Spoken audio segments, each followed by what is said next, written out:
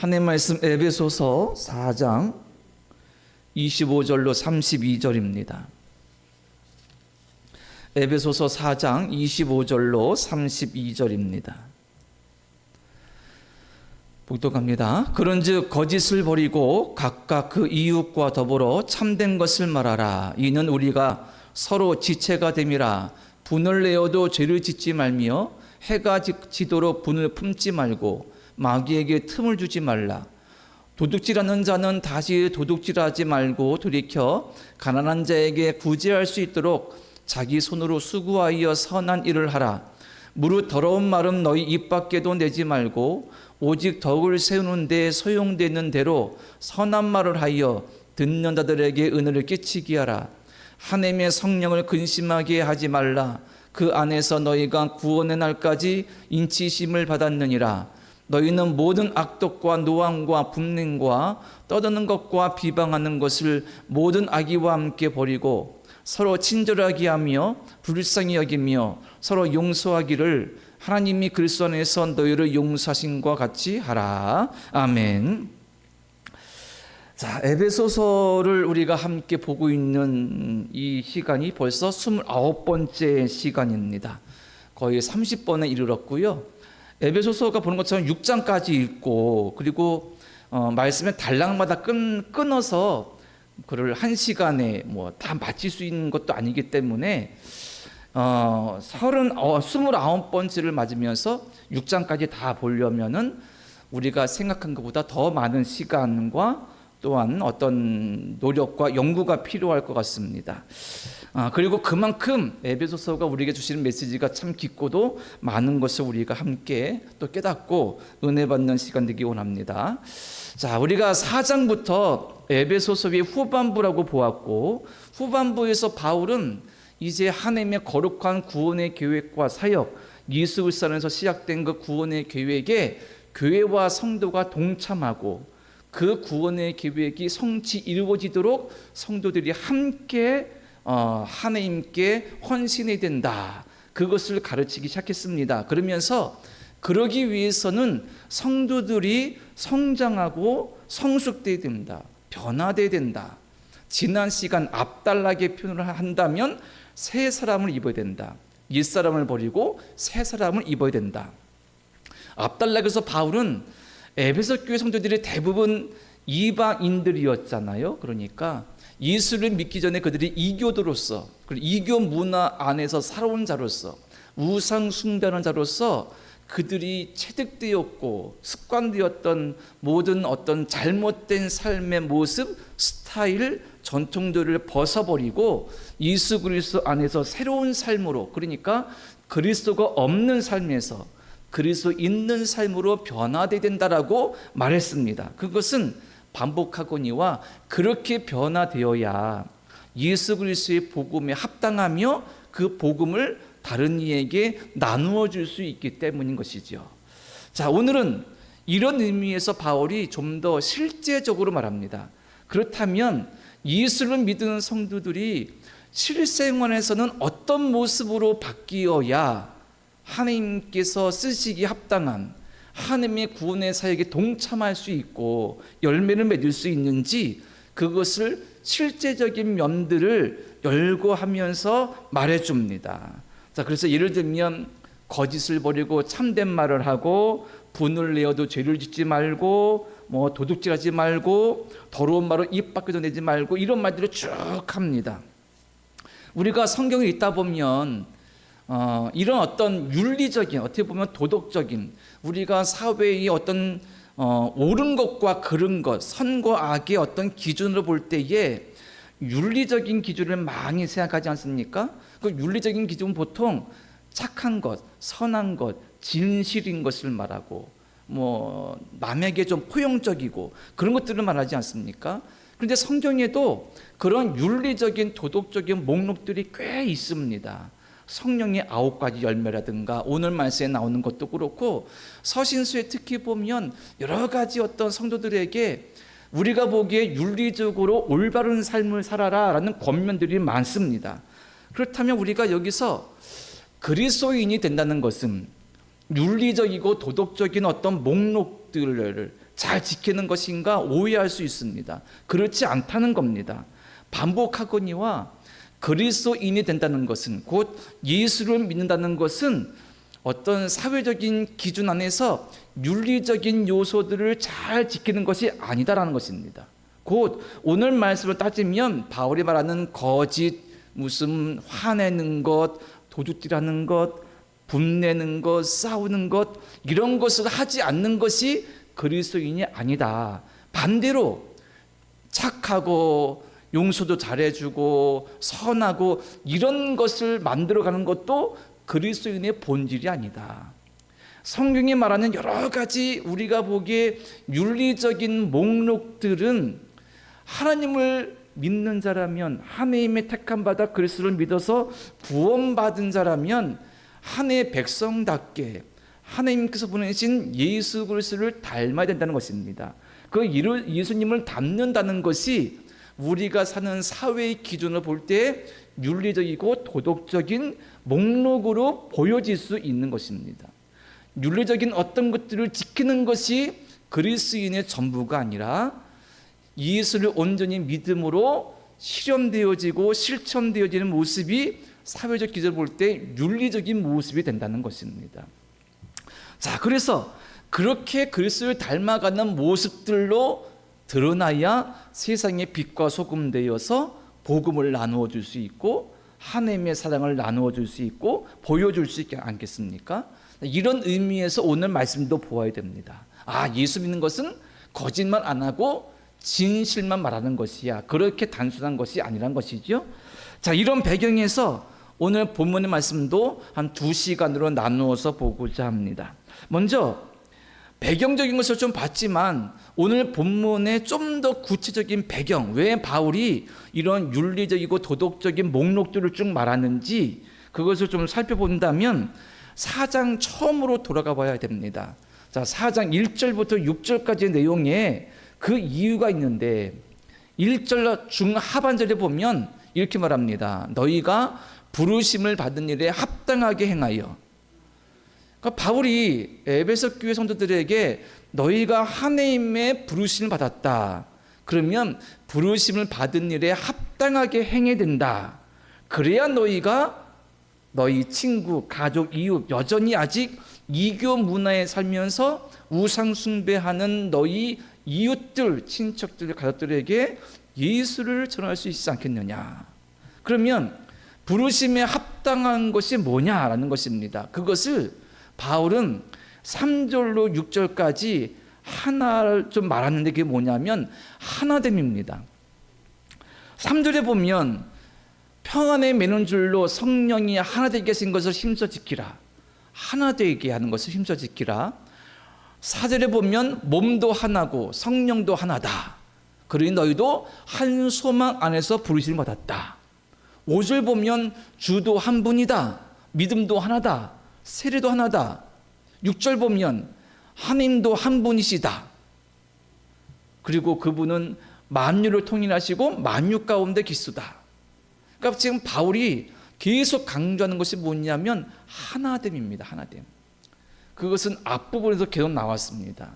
이게 뭐냐면 교회 공동체, 즉 성도가 모여있는 교회 공동체가 하나 되어야 된다는 사실입니다. 넓게는 성도들 교회가 하나 되어야 된다는 것이고 좀 더 좁혀보면 내 내적인 것도 하나가 되어야 됩니다. 그리스도 안에서. 이 하나 된다는 것은 하나님께 부르심에 합당하도록 되기 위함입니다. 그러니까 세상에서 빛된 삶, 소금된 삶, 본이 된 삶을 살 수 있고 또 하나님의 자녀와 백성으로서 살 수 있기 위해서 너희가 하나됨을 이루어야 된다. 교회가, 성도들이. 그러면 그 하나됨을 이루기 위해서 너희가 제거하고 버려야 될 것이 무엇이냐. 그것을 쭉 열거하고 있는 거예요. 그래서 오늘 말씀에서는 27절까지 볼 것입니다. 자, 25절, 26절, 27절에 각각 하나 되기 위하여서 버리고 또 지켜야 될 건 무엇일까? 먼저 25절 보면 이렇게 말합니다. 자, 제가 읽겠습니다. 25절입니다. 그런즉 거짓을 버리고 각각 그 이웃과 더불어 참된 것을 말하라. 이는 우리가 서로 지체가 됨이라. 아멘. 먼저 거짓을 버리고 참된 것을 말하라 했습니다. 그러니까 참된 것을 말하라.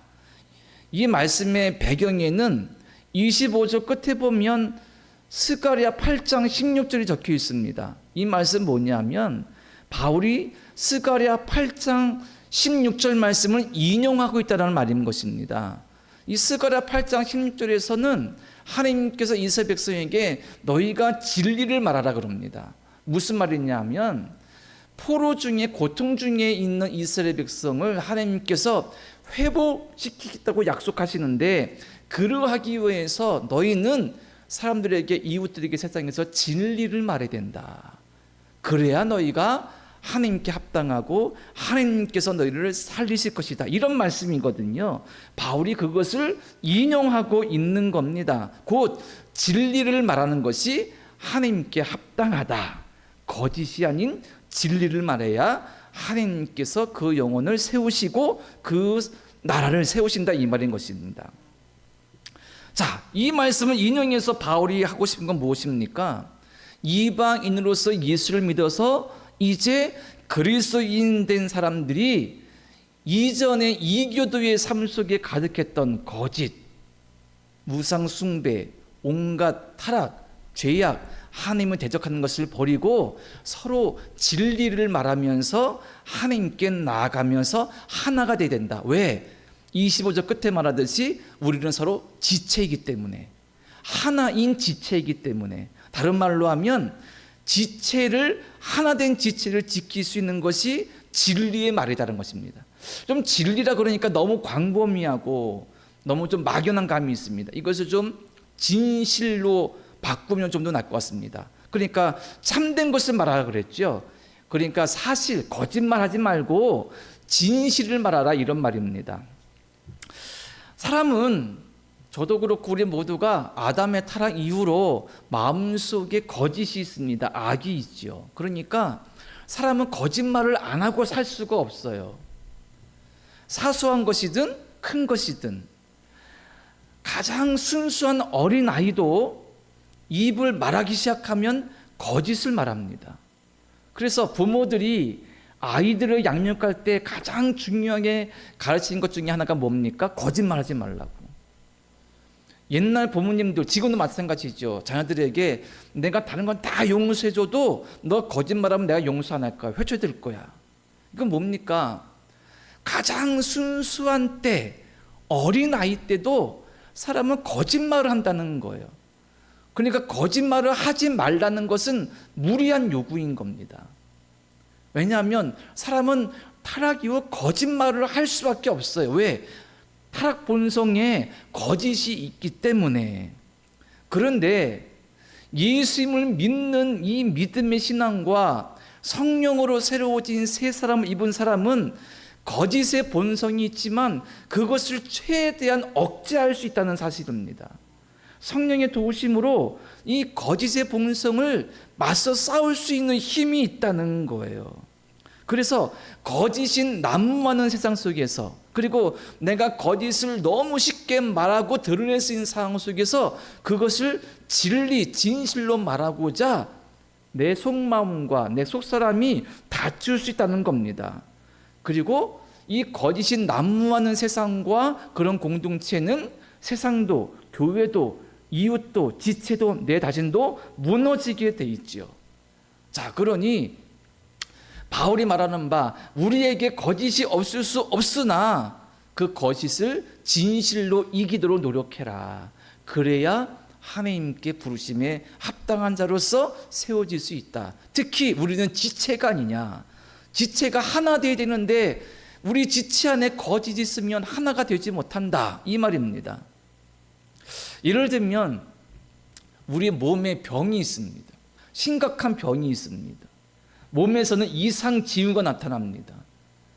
뭔가 몸이 정상적이지 않고 뭔가 병적인 증세들이 내 몸에 있습니다. 그런데 내 머리, 그러니까 내 몸의 모든 것을 지배하는 머리에서는 아무렇지도 않다고 계속 내 몸에 신호를 주는 거예요. 내 몸에서는 분명히 뭔가 이상이 있는데 머리에서는 내 몸은 정상이다 계속 말을 명령하는 겁니다. 그러면 몸에 필요한 어떤 치료나 약을 먹지도 않고 그렇게 되겠죠. 이게 잘못된 정보를 계속 주면은 이미 병이 있는 몸은 병이 더 퍼지면서 악화되어서 심각한 어떤 질병에 들을 수도 있는 것입니다. 거짓이 그렇다는 겁니다.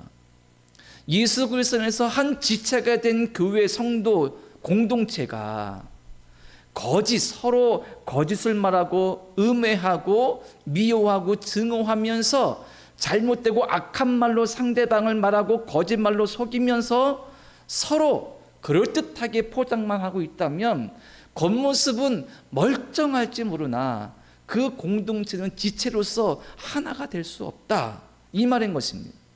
그러니까 거짓을 버리고 참된 말을 하라. 서로 진리의 말을, 진실의 말을 해라.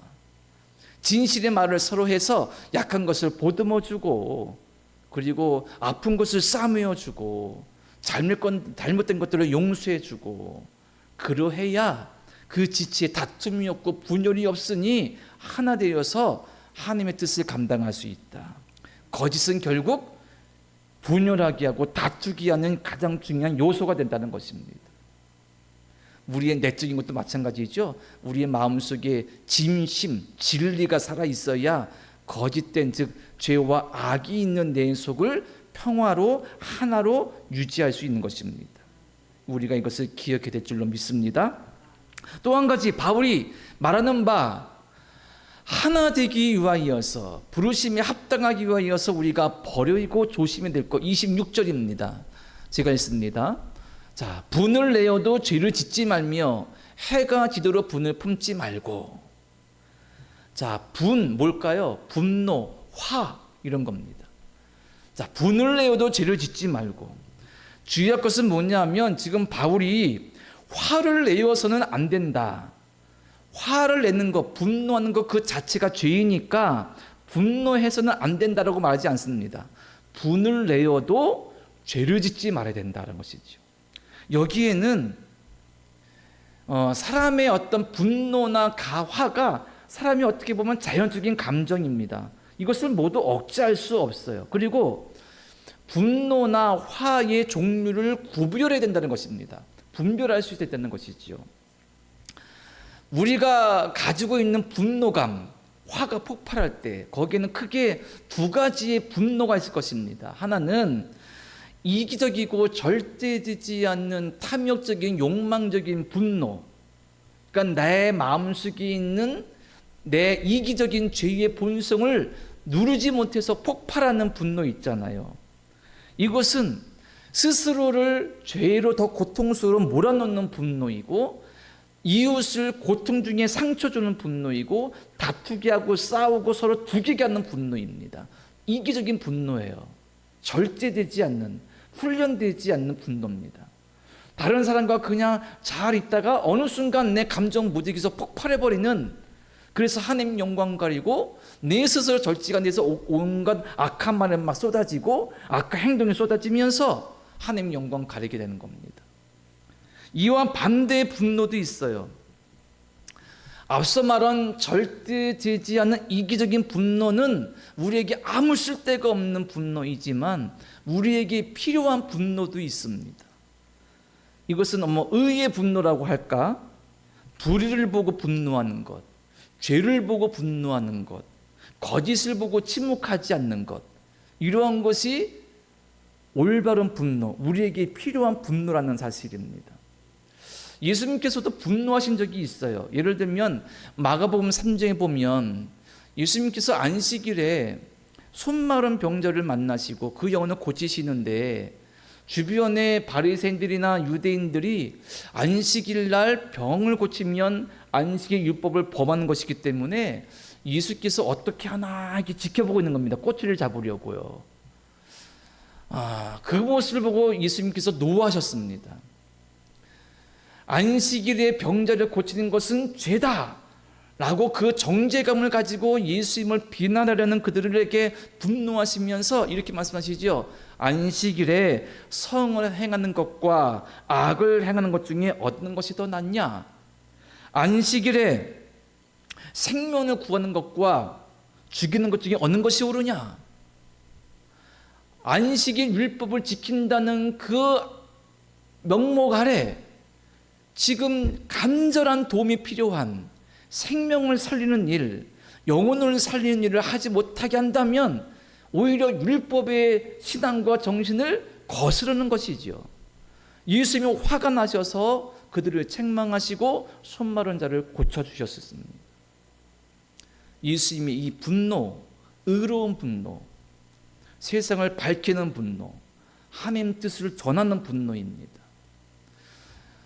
마지막 주간에 예루살렘 입성하셔서 성전 가셨더니 성전에서 희생제사 드리려고 온갖 재물을 팔고 돈 받고 있는 사람들로 성전 마당이 완전히 북새통이고 시장바닥입니다. 만민이 기도하는 거룩한 집이라 했는데 그렇게 인간의 탐욕으로 난장판이 돼버린 그 성전 앞에서 예수님이 분노하셔서 사람들을 쫓아내시고 상을 둘러부시고 막 요즘 말로 하면 난동을 피신 것입니다. 사람들은 이해할 수 없었죠. 이건 뭡니까? 하나님의 거룩한 분노입니다. 하나님의 거룩한 성전을 죄로 오염시키는 이기적인 죄로 만 죄 때문에 예수님께서 분노하신 것입니다. 우리에게 필요한 분노가 있다면 예수님께서 행하신 분노입니다. 하나님의 선하심을 위해, 그리고 그리스도의 영광을 위해, 이웃의 생명과 그 영혼을 위해 분노할 수 있는 그 분노가 있다면 하나님의 은혜 안에서 절제되어지면서 하나님의 사랑과 뜻을 드러낼 수 있는 어떤 마음, 그런 강한 결단이 될 것입니다. 반면 절제되지 않고 훈련되지 않은 이기적인 분노, 내 성질을 참지 못해서 폭발해버려서 상대방에게 해를 주고 상처를 주며 공동체를 깨는 그런 분노는 죄입니다. 분별하여서 우리가 하나님께 합당한 하나됨을 지킬 수 있는 그러한 마음을 가지도록 우리는 더 굳게 세워지고 기도해야 될 줄로 믿습니다. 그리고 마지막 한 가지만 더 본다면 분을 품지 말라 그랬습니다. 그리고 27절 보면 이어서 볼 수 있죠. 마귀에게 틈을 주지 말라. 그러니까 분을 내어도 죄를 짓지 말고 해가 지도록 분을 품지 말라. 해가 지면, 그러니까 그 당시에 지금이야 24시간이 대낮처럼 돌아가지만 그 당시에 해가 지면 전기불이 없으니 끝난 거잖아요, 하루가. 그러면 다음 날로 넘어갈 수밖에 없습니다. 그 해가 지고 하루가 끝나도 뭔가 감정적인 싸움이 있었는데 그것을 해결하지 못하면, 화나 분노를 조절할 수 있는 그런 능력이 없다면 다른 이웃과의 감정 싸움이 지속된다는 겁니다. 내일도 시간 지나면 더 앙금이 깊어지는 경우가 많잖아요. 그러니까 그날 네가 잘못했든 내가 잘못했든 뭔가의 감정적인 골이 있고 싸움이 있었다면 그날 해결해야 된다. 다음 날로 넘기면 안 된다. 왜? 점점 상처의 골은 깊어지니까. 만약 점점 깊어지는 골, 상처의 골이 있고 그로 말미암아 감정이 쌓여서 서로 다툼이 되고 서로 불신하게 되고 증오하게 된다면 마귀가 그 틈을 노린다. 그 틈을 통하여서 하나됨을 깨는 것이지요. 하나됨을 깨게 되면 교회 공동체는 분열되고 파를 나누게 되고 서로 욕하게 되고 비난하면서 그리스도의 사랑이나 하나님의 복음 말씀은 사라지게 됩니다. 더욱이 마귀라 그랬는데 이 마귀에 해당되는 헬라어가 뭐냐면 디아볼로스입니다. 디아볼로스. 여기 어떤 의미가 있냐면 중상자, 중상모략자의 의미가 있는 겁니다. 그러니까 마귀는 어떤 존재이냐면 서로 이간질시키는 거예요. 지체가 있습니다. 우리 성도 간에 지체가 있습니다. 이간질시키는 겁니다. 뭘로요? 조금 본 것처럼 거짓으로, 본 것처럼 분노 화내게 하면서 싸우게 하면서 믿지 못하게 하면서 용납하지 못하게 하면서 서로 싸우게 하고 이간질시켜서 지체된 것, 하야된 것을 깨는 겁니다. 그러면 그런 이간질로 말미암아 교회 공동체가 심각한 내란, 심각한 문제에 직면하게 되고 무너지기도 하고 하나님 영광 가리기도 하고 서로 극한 상태에 상처 주면서 오히려 복음 전파의 하나님 나라에 장애가 되는 결과를 낳기도 하는 것입니다. 자, 이렇게 바울은 예수 그리스도께 부름받았다면 우리가 하나 되어서 하나님께서 계획하신 그 뜻에 우리가 온전히 헌신하며 도구되어야 된다. 그러기 위해서 우리가 가지고 있는 잘못된 것들은 제거하고 버려야 된다라고 말하고 있습니다. 오늘 그것 중에 거짓을 보았고 진리를 말하라는 것을 보았습니다. 분에 대해서도 보았습니다. 분을 내어도 죄를 짓지 말라. 분을 해가 지도록 품지 말라. 마귀에게 틈을 주지 말라. 우리의 믿음을 생각하면서 우리가 마귀의 어떤 계략에 넘어가지 않도록 더 굳건해야 될 것이고 더 진실해야 될 것이고 더 절제되며 훈련된 신앙으로 세워져서 또 하나님의 기쁨이 되고 하나님의 선한 역사와 사역에 도가 될 수 있는 우리 모두가 되기를 간절히 바랍니다. 기도드립니다. 하나님, 우리에게도 성령이 내주하셔서 우리의 마음을 주장하시니 선하고 아름다우며 덕이 있으며 사람을 살리고 세울 수 있으며 교회와 지체를 섬기고 세울 수 있는 은혜를 허락하여 주시고 성품을 주시고 믿음을 더하여 주시옵소서. 거짓을 버리고 진리를 바라보게 도와주시고 하나님을 향한 의로운 마음을 품게 하시며 악에 대적할 수 있는 굳은 믿음을 더하여 주셔서 하나님과 함께하는 귀한 삶을 사도록 도와주시옵소서. 예수님의 이름으로 기도드립니다. 아멘.